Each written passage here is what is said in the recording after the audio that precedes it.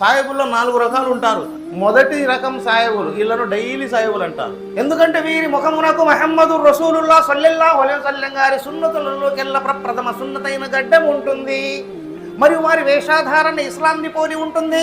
వారు నమాజులు స్థిరపరుస్తారు, వారి సంతానాన్ని మసీదు వైపుకు మళ్ళిస్తారు. ఇంకా రెండవ రకం ఉంటారు, మోస్ట్ ఇంపార్టెంట్ పర్సన్స్. వీళ్ళను జుమ్మా సాయిబులు అన్నారు.